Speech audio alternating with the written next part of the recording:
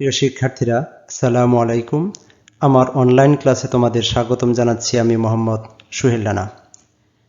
আজ আমরা পরমাণুতে ইলেকট্রন বিন্যাস এবং উপশক্তি স্তরের ধারণা নিয়ে কথা বলবো। আশা করি শেষ পর্যন্ত আমার সাথে ক্লাসে থাকবে। প্রিয় শিক্ষার্থীরা, তোমরা জানো মৌলিক পদার্থের ক্ষুদ্রতম কণাকে বলা হয় পরমাণু। অর্থাৎ মৌলিক পদার্থকে যদি ছোট ছোট টুকরা করা হয়, সবচেয়ে ছোট ছোট টুকরা যার মধ্যে তার ধর্মগুলো বিদ্যমান থাকে, তাকে বলা হয় পরমাণু। অর্থাৎ আমি একটু দেখালাম। সাপোজ মনে করো এটা আয়রন। আয়রন অর্থাৎ লোহাকে আমি ছোট ছোট টুকরা করলাম, আরও ছোট ছোট টুকরা করলাম, যার মধ্যে তার ধর্ম বিদ্যমান থাকে, তাকে বলবো আমরা পরমাণু। এরকম একটা পরমাণুকে আমি যদি বড় করে দেখি তাহলে এরকম গঠন দেখা যায়। একটা পরমাণুর কেন্দ্রে থাকে প্রোটন এবং নিউট্রন। কেন্দ্রকে নিউক্লিয়াস বলা হয়। প্রোটনের চার্জ যেহেতু ধনাত্মক, নিউট্রনের যেহেতু চার্জ নাই, এই জন্য প্রোটন চার্জ হচ্ছে গিয়া নিউক্লিয়াসের চার্জ, অর্থাৎ নিউক্লিয়াসের চার্জ ধনাত্মক। আর ইলেকট্রনগুলো নিউক্লিয়াসের বাইরে বিভিন্ন কক্ষপথে এরকম করে ঘুরতে থাকে। নিউক্লিয়াসের বাইরে অনেকগুলো কক্ষপথ থাকে। এদেরকে বলা হয় প্রধান শক্তি স্তর বা ইংরেজিতে বলা হয় সেল। একটা পরমাণুর 4টি কক্ষপথ। প্রথম কক্ষপথকে কে, দ্বিতীয় কক্ষপথকে প্রথম কক্ষপথ কে, দ্বিতীয় কক্ষপথ এল, তৃতীয় কক্ষপথ এম এবং চতুর্থ কক্ষপথ এন। আমরা দেখার চেষ্টা করব প্রধান শক্তি স্তরে কয়টি ইলেকট্রন থাকবে, তা 2n² সূত্র দ্বারা নির্ধারিত হয়। আমরা যদি 2n² এই সূত্রে যদি আমরা n এর মান বসিয়ে দিই, অর্থাৎ n = 1 বসালে 1² তাহলে 2 × 1 অর্থাৎ 2টি। অর্থাৎ প্রধান শক্তি স্তর n এর মান যখন 1 হবে, অর্থাৎ প্রথম কক্ষপথে ইলেকট্রন থাকবে 2টি। n এর মান যদি 2 হয়, 2 × 2² বা 2 × 4 = 8, 8টি ইলেকট্রন থাকবে। অর্থাৎ দ্বিতীয় কক্ষপথে থাকবে 8টি ইলেকট্রন। প্রথম কক্ষপথে থাকবে 2টি ইলেকট্রন। এমনিভাবে n = 3 হলে 2 × 3² = 2 × 9 = 180। অর্থাৎ 18টি ইলেকট্রন থাকবে 3 নম্বর কক্ষপথে। 3 নম্বর কক্ষপথে ইলেকট্রন থাকবে 18টি। এমনিভাবে 4 নম্বর কক্ষপথে ইলেকট্রন থাকতে পারবে 32টি। এটা চতুর্থ কক্ষপথ। অর্থাৎ চতুর্থ কক্ষপথে ইলেকট্রন থাকবে 32টি। এটা 2n² সূত্র দ্বারা আমরা জানতে পারলাম। এখন আমরা একটা চার্ট দেখব। হাইড্রোজেনের পারমাণবিক সংখ্যা 1 এবং যেহেতু 1, তার একটা প্রোটন আছে এবং একটা ইলেকট্রন আছে, অর্থাৎ সে প্রথম কক্ষপথে থাকবে। যখন হিলিয়ামের পারমাণবিক সংখ্যা 2, তার প্রথম কক্ষপথে 2টি ইলেকট্রন থাকবে। যখন লিথিয়ামের পারমাণবিক সংখ্যা 3, অর্থাৎ প্রথম কক্ষপথে 2টি ইলেকট্রন থাকবে, দ্বিতীয় কক্ষপথে 1টি ইলেকট্রন থাকবে। আমরা জানি প্রথম কক্ষপথে 2টি ইলেকট্রনের বেশি থাকতে পারে না। এমনিভাবে আমরা মাঝখানের গুলা বাদ দিয়ে 11 নম্বর পজিশনে যে সোডিয়াম, তার কথা ভাবছি। সোডিয়ামের পারমাণবিক সংখ্যা 11, তার প্রথম কক্ষপথে 2টি, দ্বিতীয় কক্ষপথে 8টি এবং তৃতীয় কক্ষপথে 1টি ইলেকট্রন থাকবে। 2, 8, 1 অর্থাৎ 11। এমনিভাবে আর্গনের পারমাণবিক সংখ্যা 18, প্রথম কক্ষপথে 2টি, দ্বিতীয় কক্ষপথে 8টি, তৃতীয় কক্ষপথে 8টি, অর্থাৎ 2 8 8 অর্থাৎ 18 ইলেকট্রন এভাবে বিন্যস্ত থাকবে। আমরা বেশি নজর দিব 19 নম্বর পজিশনে পটাশিয়ামের ইলেকট্রন বিন্যাসের দিকে। প্রথম কক্ষপথে 2টি, দ্বিতীয় কক্ষপথে 8টি, তৃতীয় কক্ষপথে 8টি এবং চতুর্থ কক্ষপথে 1টি ইলেকট্রন থাকবে। এমনিভাবে ক্যালসিয়ামের পারমাণবিক সংখ্যা 20, অর্থাৎ ক্যালসিয়ামের প্রত্যেকটা পরমাণুতে 20টি করে ইলেকট্রন আছে। প্রথম কক্ষপথে 2টি থাকবে, দ্বিতীয় কক্ষপথে 8টি, তৃতীয় কক্ষপথে 8টি এবং চতুর্থ কক্ষপথে 2টি থাকবে। প্রিয় শিক্ষার্থীরা, আমরা একটু আগে জেনেছিলাম যে প্রথম কক্ষপথে টোটাল 2টি ইলেকট্রন থাকতে পারবে, দ্বিতীয় কক্ষপথে 8টি ইলেকট্রন থাকতে পারবে, তৃতীয় কক্ষপথে ম্যাক্সিমাম 18টি ইলেকট্রন থাকতে পারবে এবং চতুর্থ কক্ষপথে 32টি ইলেকট্রন থাকতে পারবে। তাহলে আমরা ক্যালসিয়াম এবং পটাশিয়ামের কক্ষপথগুলো একটু লক্ষ্য রাখব।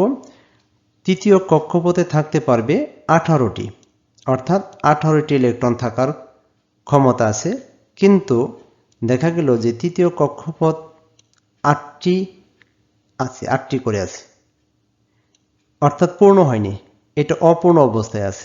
তৃতীয় কক্ষপথ অপূর্ণ অবস্থায় থাকার পরে বাকি ইলেকট্রনগুলা চতুর্থ কক্ষপথে প্রবেশ করেছে। তাহলে এখানে একটা নিয়মের ব্যতিক্রম হয়েছে কিংবা কিছু একটা ঘটেছে।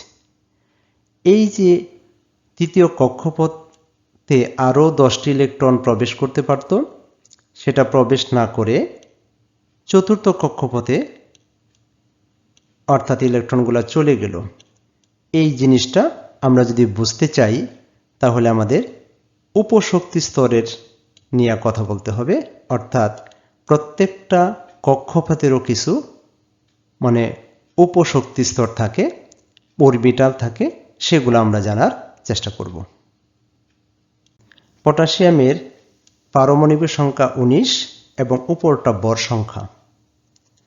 ক্যালসিয়ামের পারমাণবিক সংখ্যা 20 এবং উপরেরটা হচ্ছে গিয়ে বর সংখ্যা।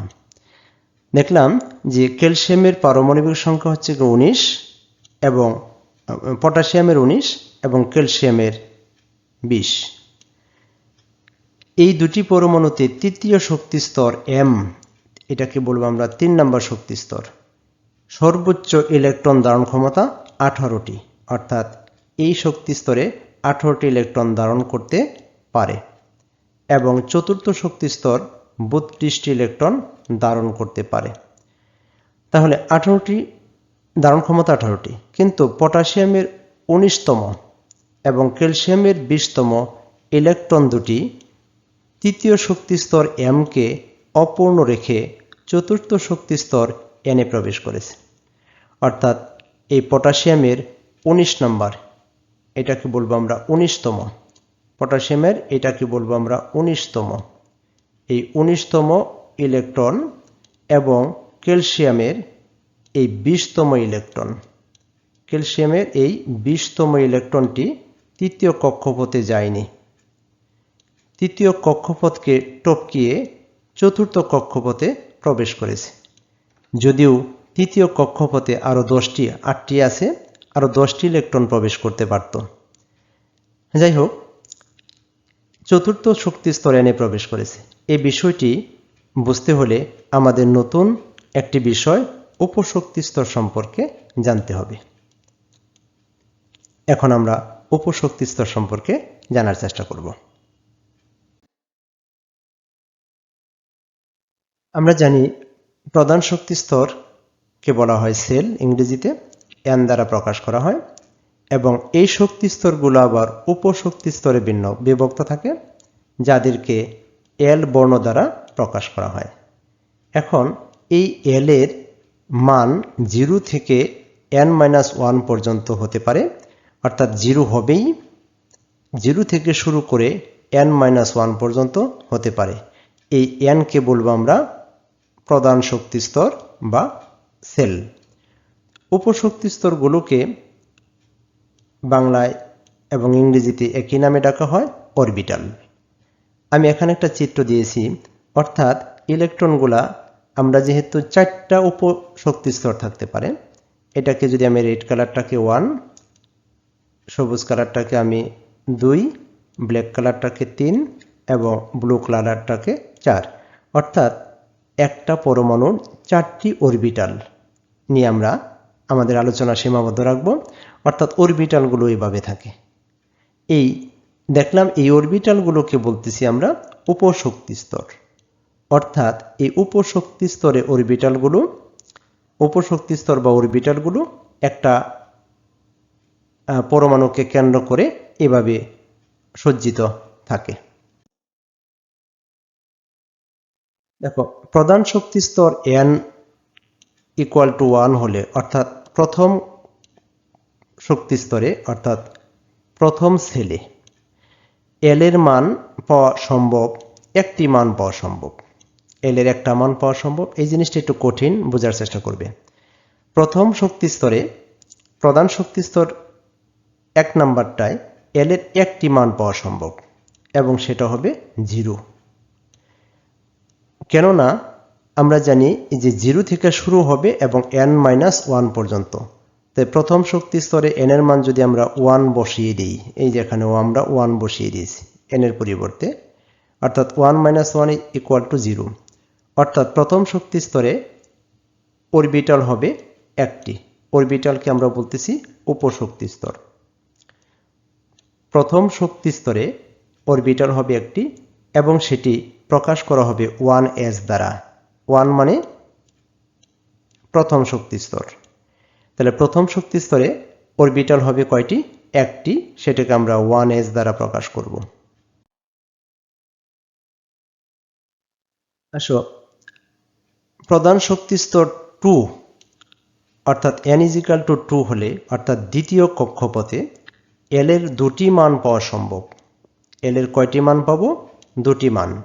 একটি হবে 0, আমরা তো জানি 0 থেকে শুরু হবে। একটি হবে 0 এবং অন্যটি হবে 1। 0 এবং 1 দুটি মান পাওয়া যাবে।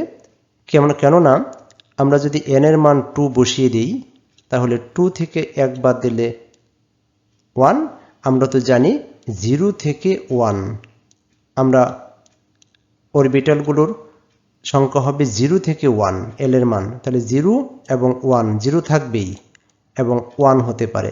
তার মানে দুটি অরবিটাল পাওয়া যাবে। অর্থাৎ দ্বিতীয় শক্তি স্তরে অরবিটাল হবে দুটি। সেগুলোকে প্রকাশ করা হবে 2s এবং 2p দ্বারা। যেহেতু n এর মান 2, এই 2 দ্বারা বোঝাচ্ছে n 2 নম্বর অরবিটাল, 2 নম্বর কক্ষপথ। আর 2 নম্বর কক্ষপথ মানে 2 নম্বর প্রধান শক্তি স্তর। তাহলে দ্বিতীয় শক্তি স্তরে আমরা দুটো অরবিটাল পাবো, একটাকে বলবো 2s, একটাকে বলবো 2p। এমনিভাবে প্রধান শক্তি স্তর n = 3 হলে এল এর জন্য আমরা 3টি মান পাওয়া সম্ভব। সেগুলো হচ্ছে 0, 1 এবং 2। এখানে যদি n এর মান আমরা 3 বসিয়ে দিই, তাহলে 3 - 1 = 2। আমরা তো আগেই বলছি 0 থেকে 2 পর্যন্ত, তার মানে মাঝখানে 1 আছে। অর্থাৎ আমরা 3টি মান তৃতীয় অরবিটালে, শক্তি স্তরে 3টি আমরা অরবিটাল পাব। তৃতীয় শক্তি স্তরে কয়টি অরবিটাল পাবো? আমরা 3টি অরবিটাল পাবো। একটাকে বলবো আমরা 0, একটাকে বলবো 1, একটাকে বলবো 2, কেননা এল এর মানের জন্য। যাই হোক, এগুলোকে প্রকাশ করা হবে 3s, 3p এবং 3d দ্বারা। আমরা 3টি অরবিটাল পাবো, 0, 1 এবং 2। এগুলাকে আমরা প্রকাশ করব sp, d দ্বারা। যেহেতু তৃতীয় শক্তি স্তর, এই 3 হচ্ছে গিয়া n এর মান। 3 নম্বর শক্তি স্তরে সাব অরবিটাল পাওয়া যাবে 3টি, s, p এবং d। এমনিভাবে শক্তি স্তর, প্রধান শক্তি স্তর n = 4 হলে এল এর আমরা 4টি মান পাওয়া সম্ভব। কেননা চারটি মান কেমন 1 0 1 2 এবং 3। কেননা n এর মান যদি আমরা 4 বসিয়ে দিই তাহলে 3 পাবো, অর্থাৎ 0 থেকে আমরা তো জানি l এর মান 0 থেকে শুরু হবে 3 পর্যন্ত, তার মানে মাঝখানে 1 এবং 2 আছে, অর্থাৎ l এর আমি কয়টা মান পাবো? 4টি মান পাবো। অর্থাৎ চতুর্থ শক্তি স্তরে অরবিটাল হবে 4টি, সেগুলো প্রকাশ করা হবে 4s 4p 4d এবং 4f দ্বারা। 4 মানে প্রধান শক্তি স্তর n এর মানকে বোঝাচ্ছি আমরা, অর্থাৎ 4 নম্বর শক্তি স্তর। তাহলে 4 নম্বর শক্তি স্তরে আমরা 4টা সাব অরবিটাল পাবো। এখন আমরা জানব কোন উপশক্তি স্তর কয়টি ইলেকট্রন ধারণ করতে পারে। আমরা জানলাম s, আমি জানলাম p, আমি জানলাম t, d এবং f, অর্থাৎ 4টা অরবিটাল পাওয়া যায় বা উপশক্তি স্তর হচ্ছে গিয়া 4টা। আমরা জানার চেষ্টা করব s এ কয়টি, p তে কয়টি, d তে কয়টি এবং f তে কয়টি ইলেকট্রন থাকতে পারে, এবং সেটা জানার জন্য আমাদেরকে একটা সূত্রের হেল্প নিতে হবে। সেটাকে বলবো আমরা 2 × 2l + 1। l এর মান আমাদের খুব জানা দরকার।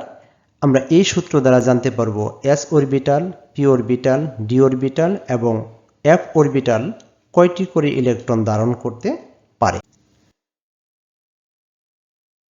দেখো, আমরা এই সূত্রে যদি l এর মান বসিয়ে দিই, অর্থাৎ l এর মান যদি 0 হয়, আমরা l এর মান কিন্তু কতগুলো মান পাইছি। l এর মান মিনিমাম 0 হতে পারে, এটা 1 হতে পারে, এটা 2 হতে পারে এবং 3 হতে পারে, অর্থাৎ l এর 4টি মান হতে পারে। আমরা মনে করছি l এর মান যদি 0 হয় তাহলে s অরবিটালে ইলেকট্রন সংখ্যা হবে, অর্থাৎ যে কোনো প্রধান শক্তি স্তর এই s যে কোনো শক্তি স্তরে থাকতে পারে। অর্থাৎ n এর মান তো আমরা জানি 1, আমরা 2, 3 এবং 4, অর্থাৎ এই s এর মান যে কোনো শক্তি স্তরে, অর্থাৎ যে কোনো শক্তি স্তরে, সেটা হোক 1, 2, 3 অথবা 4, এই s অরবিটাল কয়টি ইলেকট্রন ধারণ করতে পারে, এটা যে কোনো প্রধান শক্তি স্তরের জন্য। তাহলে কয়টি ইলেকট্রন ধারণ করতে পারবে? তাহলে আমরা যদি এখানে 2 × 2l, l এর মান 0 বসিয়ে দিই, তাহলে আমরা কি পেলাম? 2 × 2 দিয়ে 0 কে গুণ করলে 0 এবং 1, তার 1 এবং 0 যোগ করলে হবে 1, 2 × 1, অর্থাৎ s অরবিটালে 2টি ইলেকট্রন থাকতে পারবে। 2টি ইলেকট্রনের বেশি s অরবিটাল ধারণ করতে পারবে না। এমনিভাবে l এর মান যখন 1, অর্থাৎ l এর তো একটা মান আমি কি পেলাম? 0, 0-র জন্য পাইলাম s অরবিটাল দুটো, এখন আসে 1। l এর মান 1 হলে p অরবিটালে ইলেকট্রন সংখ্যা হবে, এই p অরবিটাল যে কোনোটার জন্য, অর্থাৎ যে কোনো শক্তি স্তরের জন্যই p।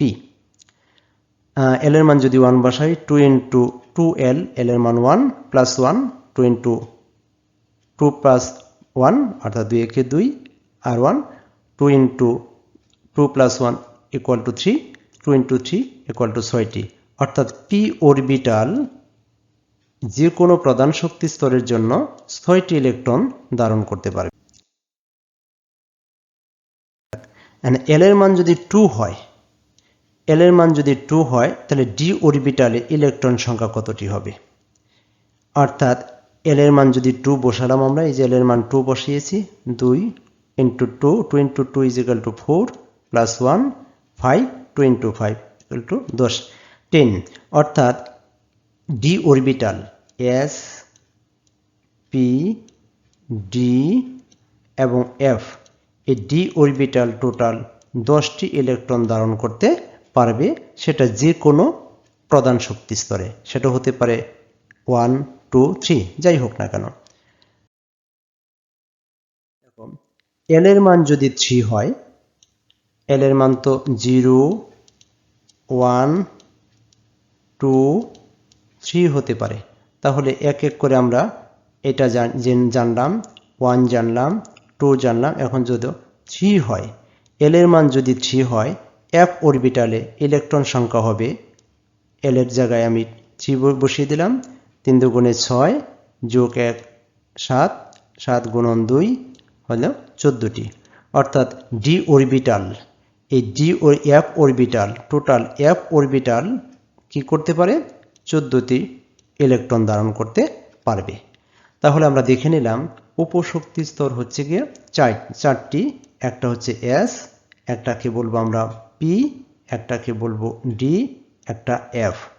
এই 4টি অরবিটাল এস ধারণ করতে পারে 2টি, পি ধারণ করতে পারে 6টি, ডি ধারণ করতে পারে 10টি এবং এফ ধারণ করতে পারে কত? 14টি ইলেকট্রন। আমি একটু সামারাইজ করে দেখিয়েছি। অর্থাৎ উপশক্তি স্তর বা অরবিটালের নাম এবং ইলেকট্রনের ধারণ ক্ষমতা। অর্থাৎ এল এর মানের উপর এল এর মান হতে পারে 0, 1, 2, 3। এল এর 4টি মান হতে পারে। যদি এল এর মান 0 হয় তাহলে অরবিটাল হবে প্রধান শক্তি স্তরে, অর্থাৎ এস হবে, সাব অরবিটালের নাম হবে। এল এর মান যদি 0 হয় সাব অরবিটালের নাম হবে এস। এস অরবিটাল তখন 2টি ইলেকট্রন ধারণ করতে পারবে। এল এর মান 1 হলে সাব অরবিটালের নাম হবে পি এবং সেই পি 6টি ইলেকট্রন ধারণ করতে পারবে। এল এর মান 2 হলে সাব অরবিটাল হবে ডি, সেই ডি 10টি ইলেকট্রন ধারণ করতে পারবে। এল এর মান যদি 3 হয় তাহলে সাব অরবিটাল হবে এফ, এক সেখানে 14টি ইলেকট্রন থাকতে পারবে। অর্থাৎ এটা যে কোনো শক্তি স্তরের জন্য, অর্থাৎ যে কোনো শক্তি স্তরের এস 2টি ইলেকট্রন, যে কোনো শক্তি স্তরের পি 6টি ইলেকট্রন, ডি 10টি ইলেকট্রন এবং যে কোনো শক্তি স্তরের এফ সর্বমোট 14টি ইলেকট্রন ধারণ করতে পারবে। প্রিয় শিক্ষার্থীরা, আমরা একদম শেষ মুহূর্তে এই চিত্র দ্বারা আমরা ইন টোটাল আমরা যা পড়লাম সেটা বোঝানোর চেষ্টা করব। অর্থাৎ দেখো এখানে এটাকে যদি একটা 4 তলা বাসা হয়, 4 তলা বাসা, বিভিন্ন বইয়ে বিভিন্নভাবে বিভিন্ন টিচার বিভিন্নভাবে তোমাদেরকে শেখানোর চেষ্টা করবে। এটাকে বলবো আমরা প্রথম তলা, এটাকে প্রথম তলা, এটাকে দ্বিতীয় তলা, এটাকে তৃতীয় তলা, এটা চতুর্থ তলা। অর্থাৎ প্রথম তলাতে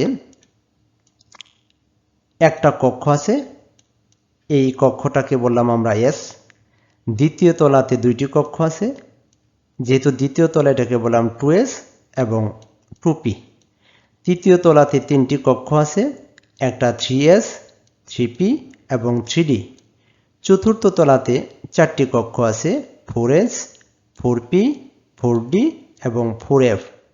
এখন নিচতলা মানে দেখো এখানে n এর মান 1, অর্থাৎ এটাকে বলবো আমরা প্রথম শক্তি স্তর, প্রথম প্রধান শক্তি স্তর, যাকে আমরা কে দ্বারা প্রকাশ করি।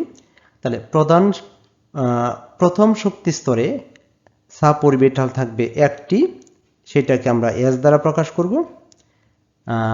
দ্বিতীয় শক্তি স্তরে অর্থাৎ n এর মান যখন 2 তাকে আমরা এল দ্বারা প্রকাশ করি। দ্বিতীয় শক্তি স্তরে সাব অরবিটাল থাকবে 2টি, একটিকে বলবো আমরা এস, একটিকে বলবো আমরা পি। যেহেতু এটা দ্বিতীয় শক্তি স্তরে এই জন্য আমরা বলছি 2s এবং 2p। এটার সাথে ডিফারেন্স করার জন্য এখানে 1s মানে প্রথম শক্তি স্তরের এস অরবিটাল, 2s দ্বিতীয় শক্তি স্তরের এস অরবিটাল, 2p দ্বিতীয় শক্তি স্তরের পি অরবিটাল। এমনিভাবে তৃতীয় শক্তি স্তরকে আমরা এম দ্বারা প্রকাশ করি। তৃতীয় শক্তি স্তরে অরবিটাল আছে 3টি, এস, পি, ডি। যেহেতু এটা তৃতীয় শক্তি স্তর এটাকে বললাম আমরা 3s, 3p এবং 3d। এমনিভাবে চতুর্থ শক্তি স্তরকে আমরা n দ্বারা প্রকাশ করি। চতুর্থ শক্তি স্তরে 4টি অরবিটাল আছে, একটাকে বলবো আমরা এস, একটা পি, একটা ডি, একটা এফ। প্রিয় শিক্ষার্থীরা, এই যে এস, পি, ডি, এফ এগুলা কিন্তু আমরা বলছিলাম এল এর মান থেকে আসছে। এল এর মানের জন্য এল এর মান যদি 0 হয় তার সাব অরবিটালের নাম হবে এস, এল এর মান 1, এল এর মান 2, এল এর মান 3। এটা আমি আবার একটু মনে করে দিচ্ছি। এল এর মান যদি 0 হয় সেই সাব অরবিটালের নাম হবে এস, এল এর মান যদি 1 হয় সেই সাব অরবিটালের নাম হবে পি। এল এর মান যদি 2 হয় সেই সাব অরবিটালকে আমরা বলবো ডি। এল এর মানে 3 হলে সেই সাব অরবিটালকে আমরা বললাম এফ। অর্থাৎ যেহেতু এটা চতুর্থ শক্তি স্তর এই জন্য আমরা বললাম 4f, 4s, 4p, 4d এবং 4f। এখন আমরা বুঝতে পারবো, আমরা তো আগেই জানি যে s অরবিটাল দুটি ইলেকট্রন ধারণ করতে পারে, তার মানে এখানে দুইটি ইলেকট্রন।